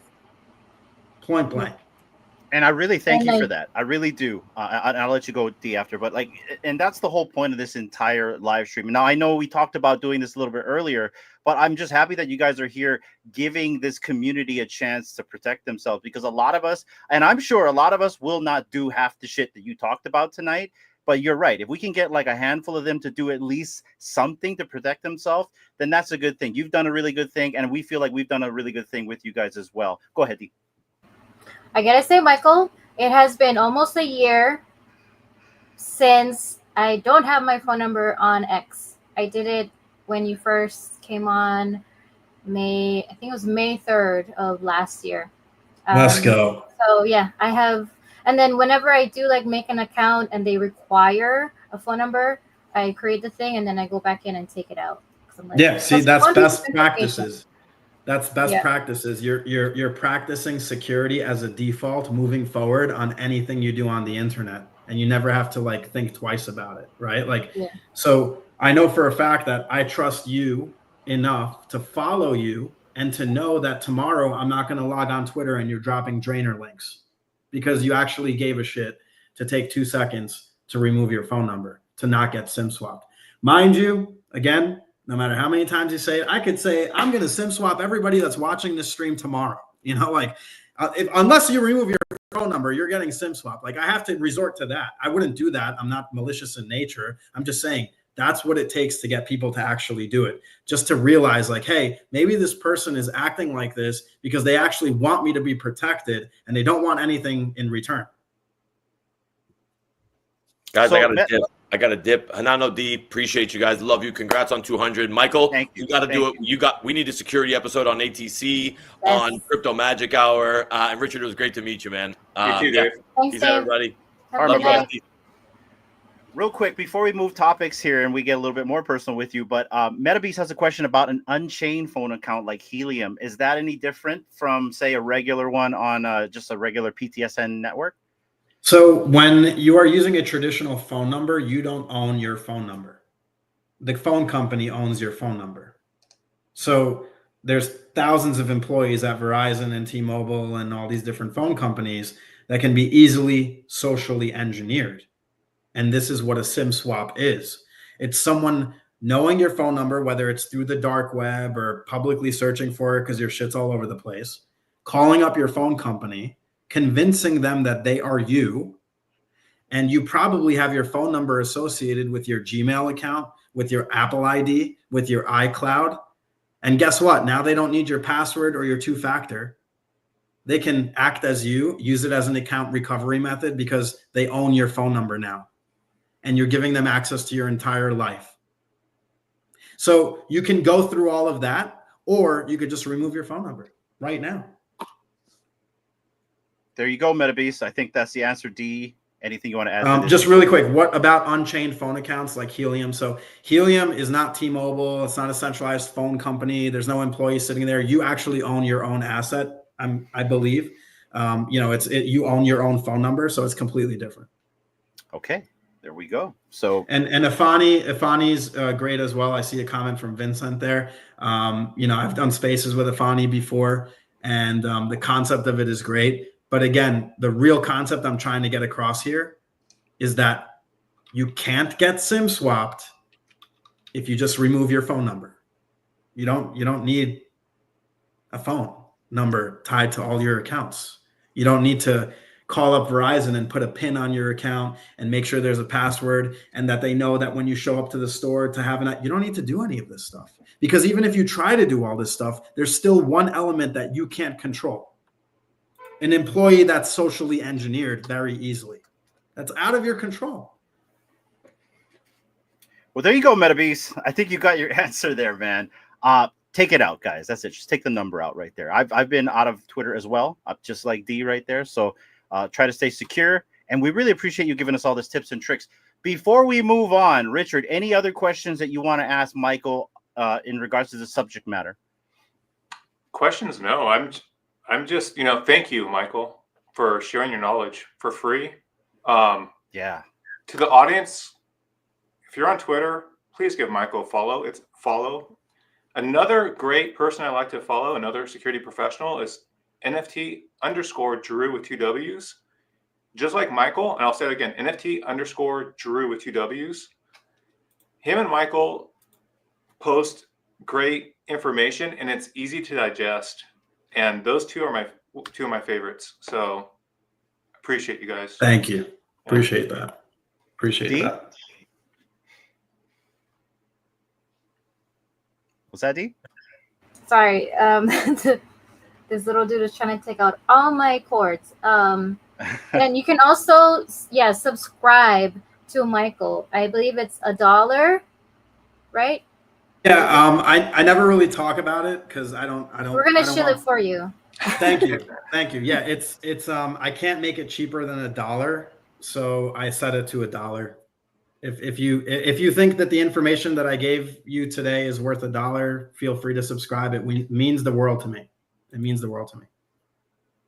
Well, there you guys go, Michael. Right on. So before because we're going to probably get out of here in the next 15-20 minutes or so, guys, we're running a giveaway right now. It's our 200th episode. We really appreciate Michael for coming here, giving their insight, Askar, and also Richard. 200 episodes, guys. We are going to take care of you. Enter in the chats right now, #200. We've got some really cool prizes. I'm just going to announce the prizes, and then I want to ask you about ETH Denver. It's my understanding you went to ETH Denver. Am I right, Michael? Yep. I was at ETH Denver with the whole MetaMask consensus Linea crew, tearing it up, doing the MetaMask card and a bunch of different activations. It was super fun. Let's go. I'm going to ask you a few questions on that. But before we do that, I want to show the chat. We've got a Superman that we're going to be giving away. We got some community donations right here. So we got a Superman. We have a Shrek. We have a Spawn. And then we also have a WalletGuard NFT right here. And it's from Nyan Cat right there. So I just found it fitting that we have to throw this in there as well. So we got 4 NFTs to give away to you guys at the very end of the show. Type in #200 for a chance to win this McFarlane Toys Digital Superman, this Shrek, the Spawn, and also the infamous WalletGuard NFT. Michael, ETH Denver, is there anything that you can kind of give us any insight on what's new coming from Consensus or any of these other affiliates that you're with in terms of safety and anything that you feel the audience needs to know about what you guys did there? Yeah, it was a pilot program that we did for the physical version of the MetaMask card, and it was really cool because we did a lot of different events with like 9DCC and Pudgy Penguins and Boys Club and Kato. We had like this racing event with Kato, and it was like really engaging because people saw like you can use the card anywhere, right? Like any of these venues, you could like use it to interact with the experience. We airdropped people USDC. It was really fun. Like, so that was super cool. And then obviously networking at ETH Denver is massive. I pretty much spoke with like every network, every project. It was really great. The thing that I like about ETH Denver is that it doesn't take 2 hours of traffic to get to side events. It's very easy, 5 to 10 minutes, you're where you need to go. Unlike other crypto conferences, for example, DevCon was a nightmare getting around. Like, if you go to an event, like you got to get there on a bike and you got to stay there. Like that was like terrible. But yeah, during ETH Denver, the SEC dropped their lawsuit against Consensus. So that was like really big for the space, right? Like, getting the SEC off our backs, which I think is a massive win. And then, yeah, like I said, there's a bunch of cool stuff coming. We're revamping MetaMask. We're refreshing the UI, the UX. We're doing a performance overhaul. We're doing multi-chain, Bitcoin support, Solana support. We're bringing gasless transactions. You no longer have to have a gas token. It uses the token that you're transacting with. Again, things that just make onboarding easier. Cross-chain swaps, making sure that bridging and swapping is now a single transaction that actually also saves you on fees and time. So all these different developments have been just like huge. And I think people are really going to like what they're going to see over the next couple of months. There's some things that I can't talk about, which are like insane. But I think Bitcoin and Solana support and performance overhauls and UI UX revamps and using your crypto in real life is also insane as well. So yeah. So on top of that, now I'm getting a little bit personal because like Dave was also another individual that went to ETH Denver and he had a lot of really cool stories. Is there anything that's that kind of stuck with you that's a really cool memory of that actual event? Yeah, I think I think when people were at the Pudgy Penguins and MetaMask event, and we had like this snow globe that had a bunch of like different colored balloons in it, and each balloon represented a different reward in USDC, and we were just like letting people jump into the snow globe. You know, people that have the MetaMask card, they jump into the snow globe, they're grabbing balloons. People are getting airdropped like $50, $200, $300. Like, it was just a really cool experience because it brings crypto to real life, and it makes it so that you can just seamlessly engage because of the blockchain, right? Like, you can reward people because of the blockchain, and you don't got to know anything about them, right? Like, it's just awesome. Yeah. Like, so like those are the types of experiences that we want to bring to the table. The nonsense that you guys see on the timeline of people posting 100 or 1,000 X's, it's all fake. 99% of it's not real. People are really getting wrecked in the background. They're not listening to the right people, and they don't understand the true reason why they're actually here. They were onboarded incorrectly. They were onboarded under the pretense of making 1,000X. They were not onboarded under the pretense of what is the point of blockchain technology? Why is decentralization important?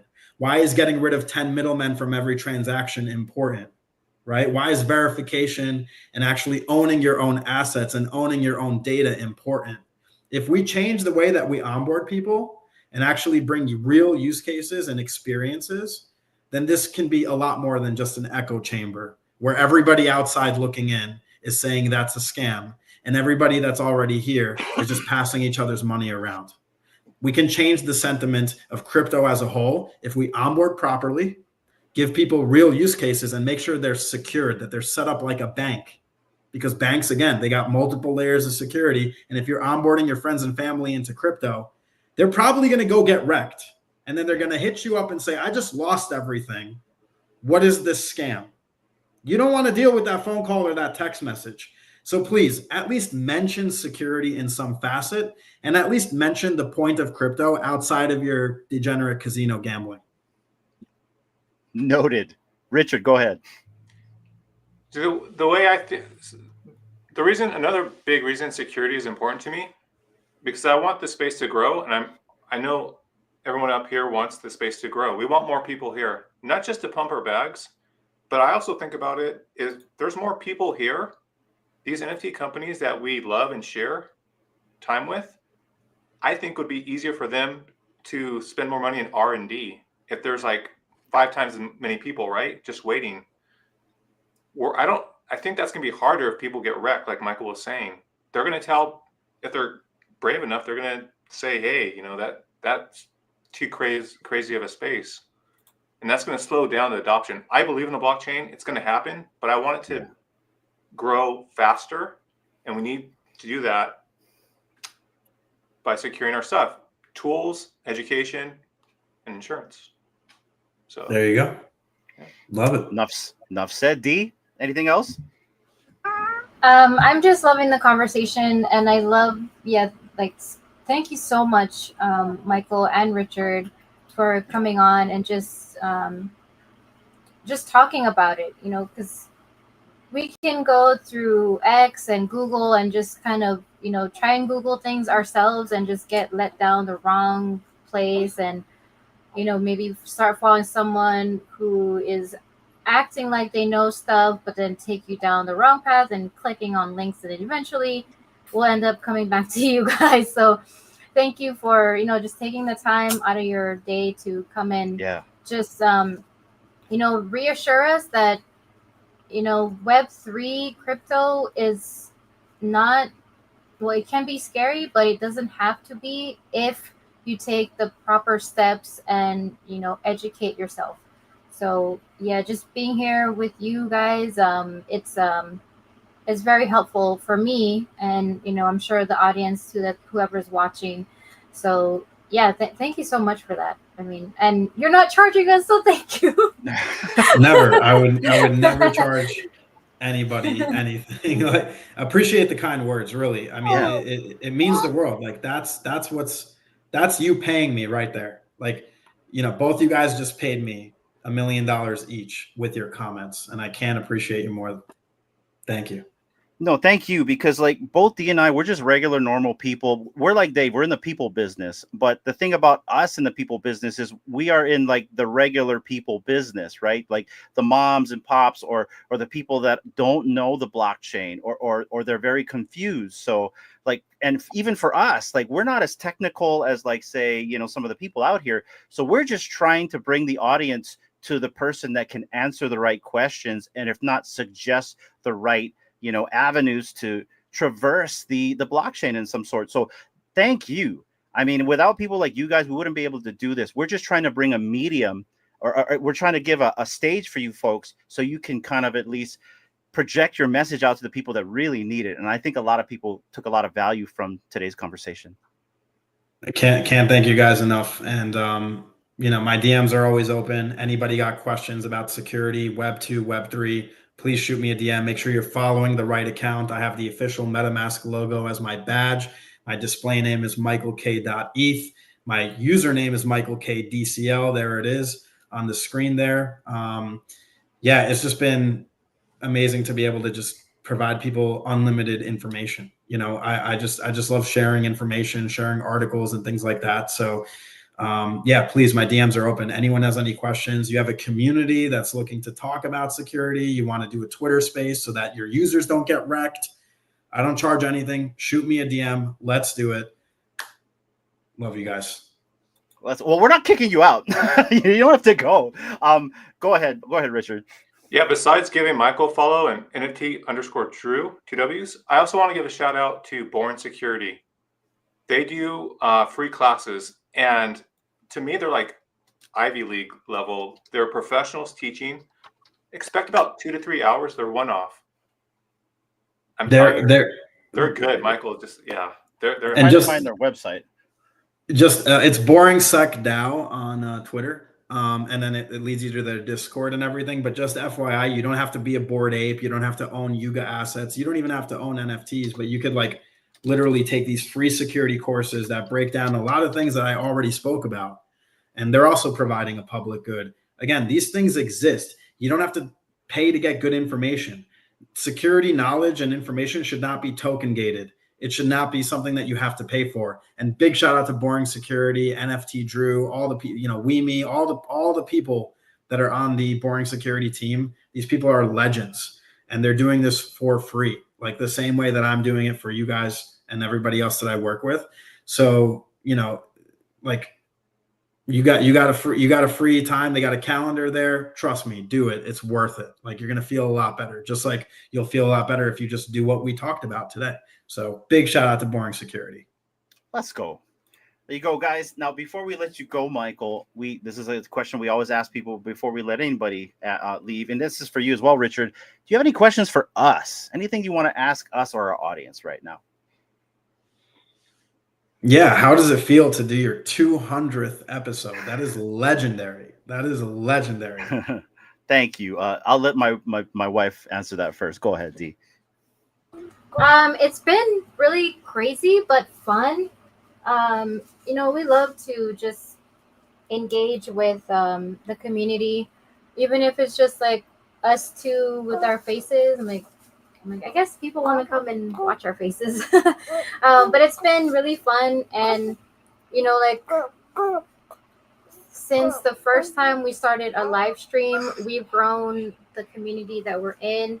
And we made so many connections. Like when Dave was up here, through Dave, we made even more connections, like in the people who are involved with like AI, crypto kind of platforms. So it's just been really rewarding just to be able to connect with so many people from literally like all over the world.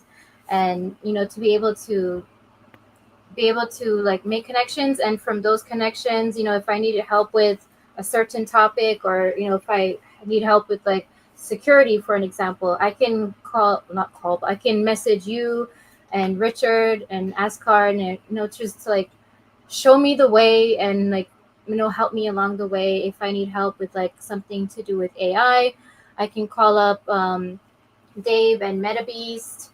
Just there's so many people that you get to meet and end up talking to that, are just really resourceful, and they're willing to like come help you, and vice versa, like whatever we're able to provide for other people, please let us know.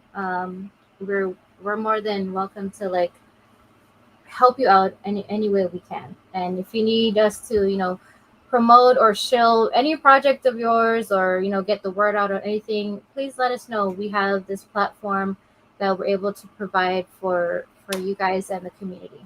So over to answer your question, it's been very rewarding. Sorry, I kind of went like all over the place, but yeah, it's been really fun and rewarding. Amazing. Yeah. Love to hear it. Yeah, to kind of go off of what Dee was saying.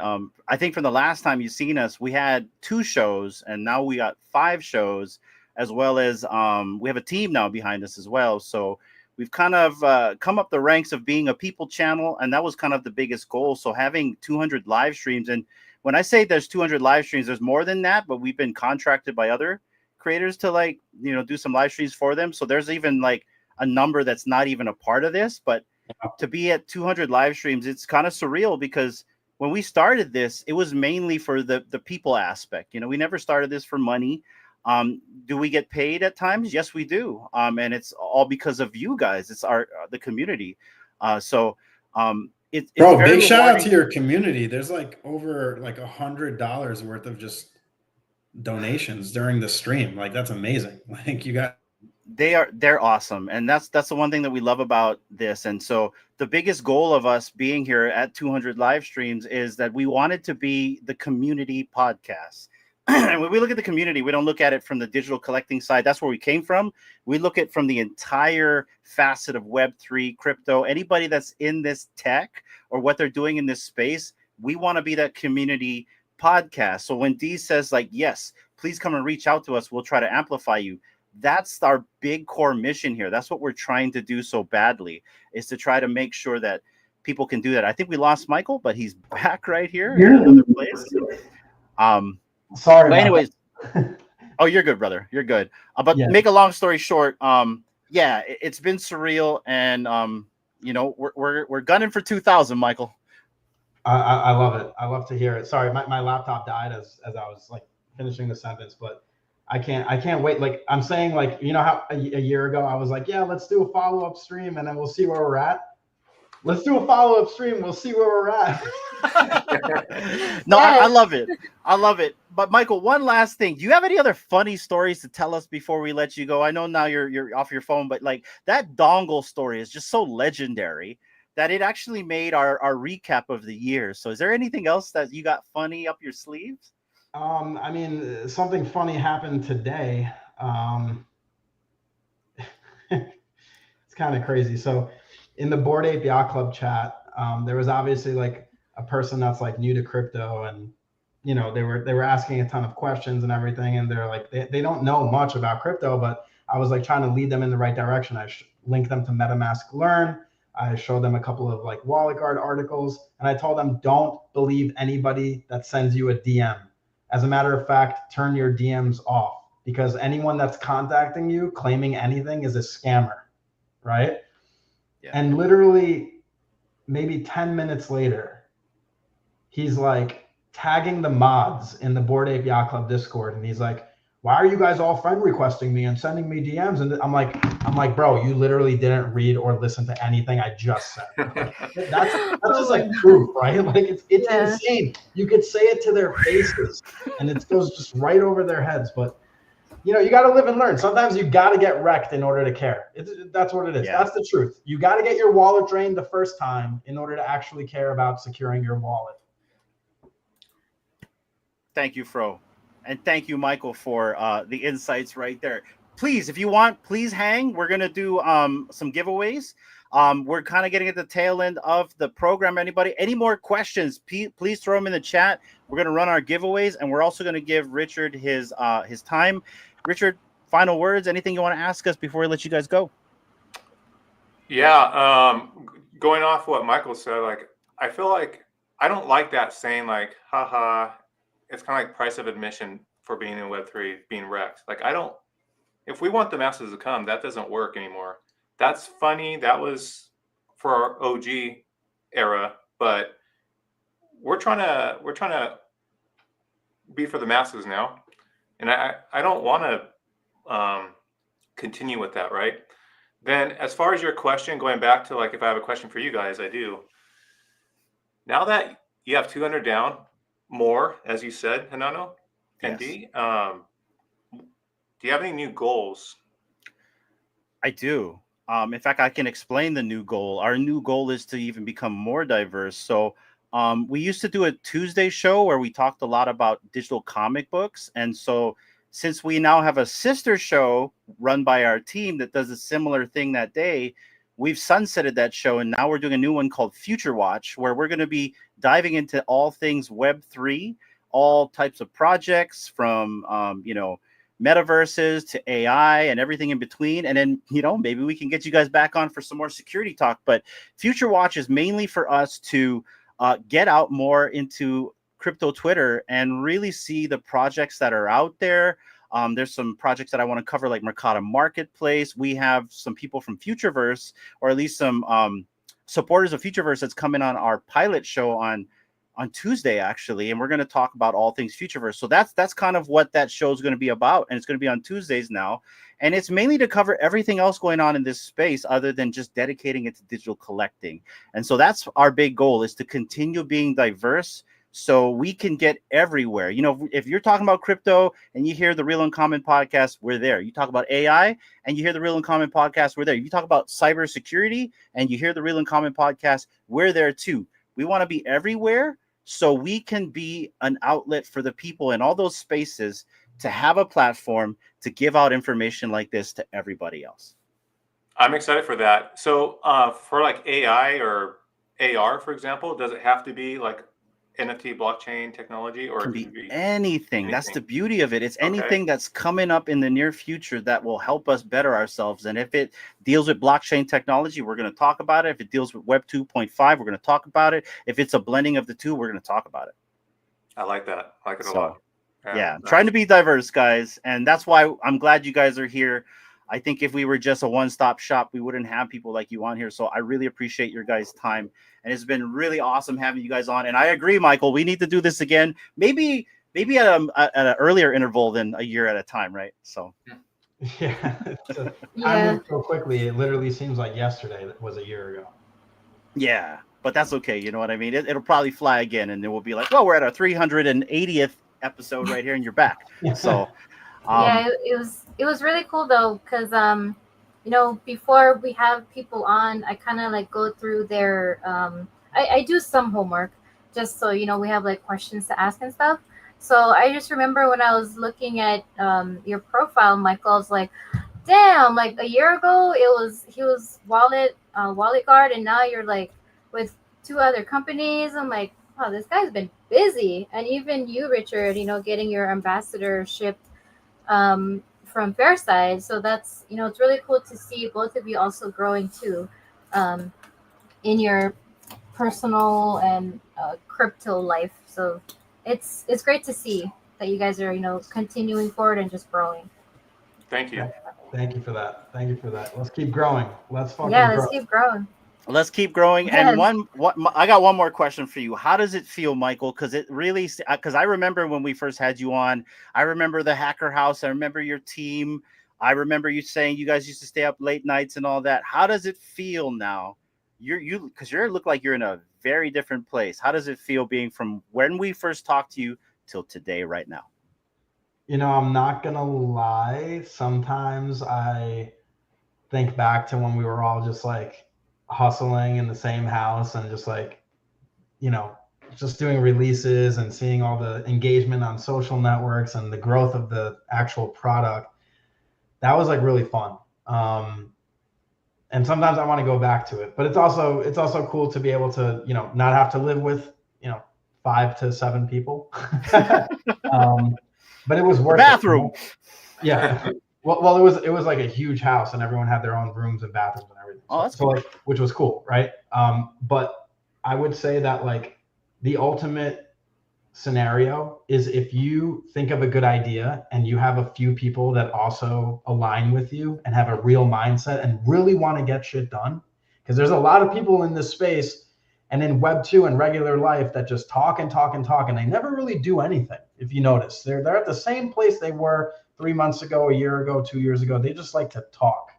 But if you find the right people that have the right mindset and you can manifest what you're actually trying to build, going and actually doing it is the best feeling in the world, because you only get one life.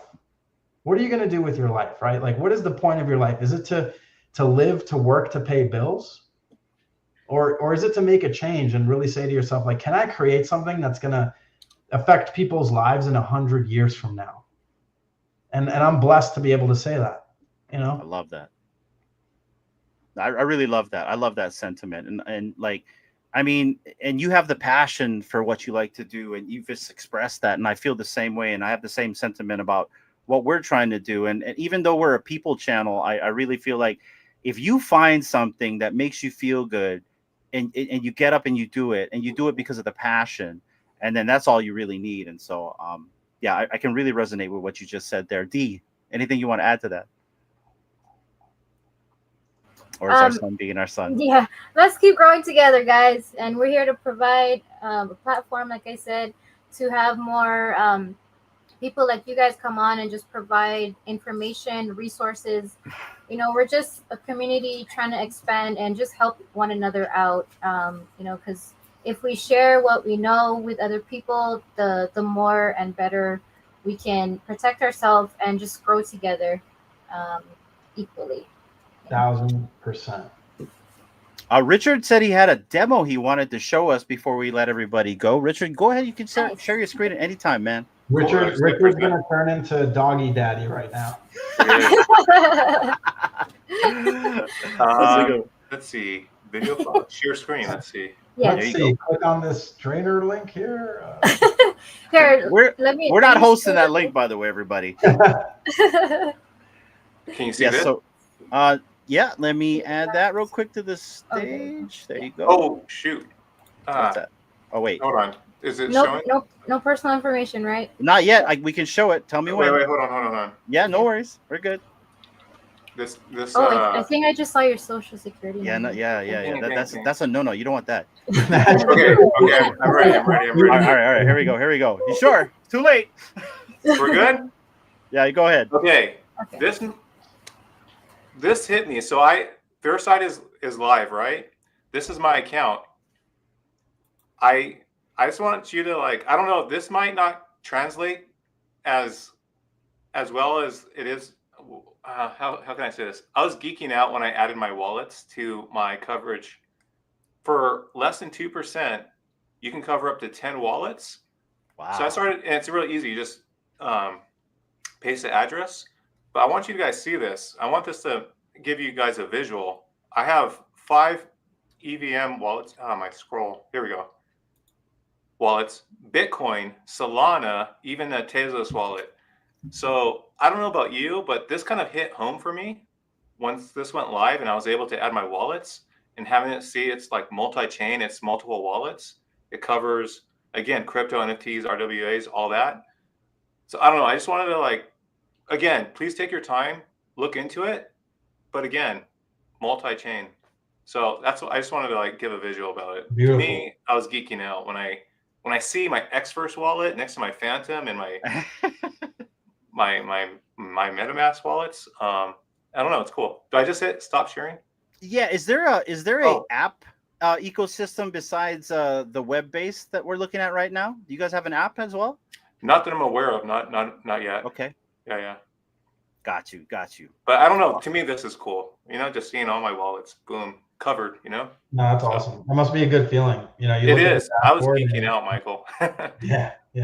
I mean, look, we're over here.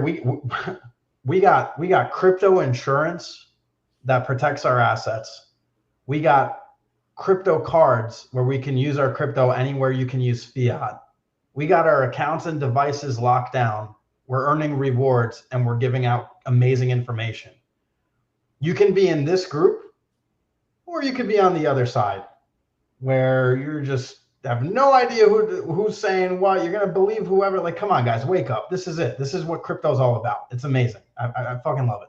Love it. No, I love it too. And this has been a really great conversation, guys. And thank you so much for your guys' time.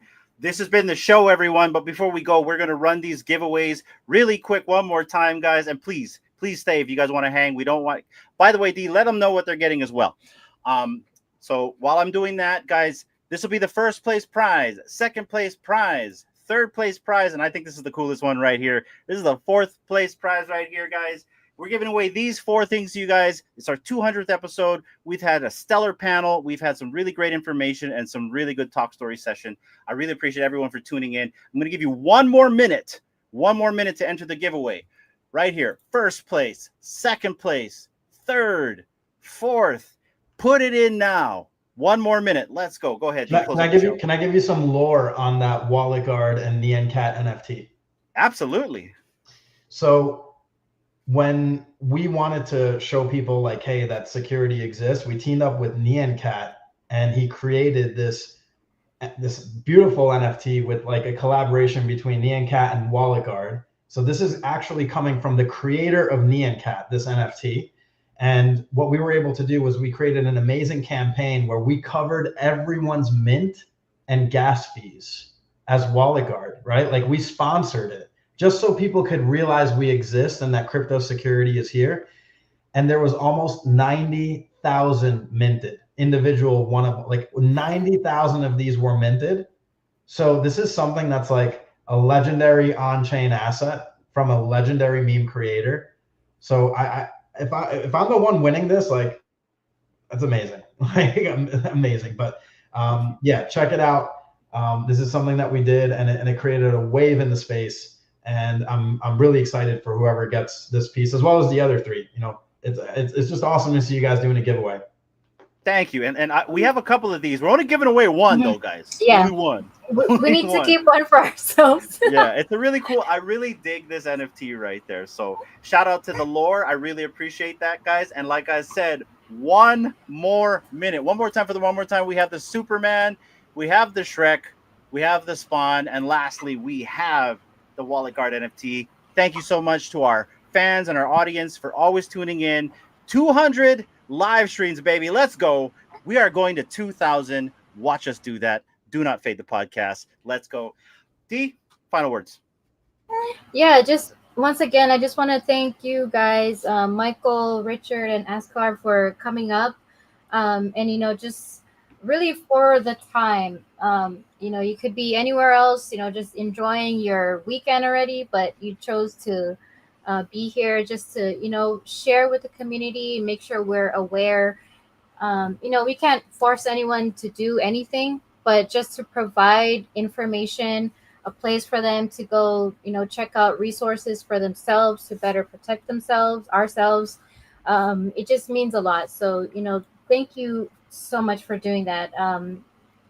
It's priceless, really. It's really priceless for you guys taking the time to come and share with us. So really appreciate all 3 of you.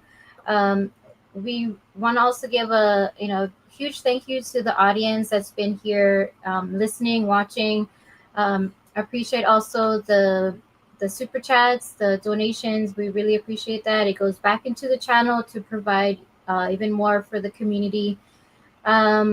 And yeah, I mean, thank you everybody for being here just to also celebrate with us on our 200th live stream. That's really awesome. It's a really rewarding feeling, and just to share it with you guys is awesome. So yeah, thank you. And with that being said, guys, let's give away some free stuff for the first place winner right here. This is for the Superman. I'm going to go back to back, and we're going to get out of here. Good luck, everyone, for the first person right now. Who is going to be the winner? We got Froey Comey. Big congratulations to Fro. He has won the McFarlane Toys Digital Superman, and that's my favorite piece out of the entire MTD lineup. So congratulations to you, Fro. Let's go for the second place winner. This is for the Shrek, which is the first appearance of Shrek on a blockchain. It's my understanding for all you digital collectors out there. We got Majin Jesus. Big congratulations to you, Majin. We need your wallet address. Let us know. Message D in the comments on X, and we'll get your wallet if we don't have it already. We're going for the third right here. This is for the Spawn poster right here. Let's see who's going to be the third place winner. Let's find out. Hey, we got Notorious right there. Notorious. Big congratulations, man. Do we have his wallet? And if we don't, we'll get his wallet as well. I'll get it. Yeah. DM us Notorious, and we'll hook you up on that as well. And here's the final NFT of the night, you guys. This is for the WalletGuard NFT. Good luck, you guys. You heard the lore. The final one. Let's see who's going to be the winner tonight. Let's see. Batman Who Laughs! Nice. Let's go. Awesome. Congratulations, man. And also a big supporter of the channel. And guys, that has been the show. Thank you so much, everyone, for tuning in. All these times, the 2 years we've been on air, the 200 live streams that we've done this, we do it for you guys, and we appreciate everyone for tuning in every single time. I'm going to give everybody one last round before we get out of here. Go ahead, Michael. You guys are amazing. I'm looking forward to the next one, hopefully within a year. And yeah, love you guys. Shout out to all the viewers, and I hope that people take away a lot of good information and content and everything from this podcast. And big shout out to you guys for being here, and everyone that joined on the stream and really contributed to making an amazing 200th episode. Thank you, man. Richard. Big congrats on episode number 200. I feel honored to be on it. Thank you, Michael, for all you do. And going back to you, Hinano and D, thank you for all what you do. I remember you guys donated a really nice prize during the security contest late last year. Thank you for that. Of course. And we'll do it again. Oh yeah. And don't be a dick and remove your phone number so you protect your friends and followers. Like, it's not just about protecting yourself, but you're protecting others too. So yeah. Look at that, D. Put it on a bumper sticker. I love that coming from Richard. Yeah, don't be a dick. That's awesome. Thank you, guys. All right, guys. Well, that's been the show. Thank you so much. We appreciate you. We love you guys. Until the next time, take care and aloha. Bye.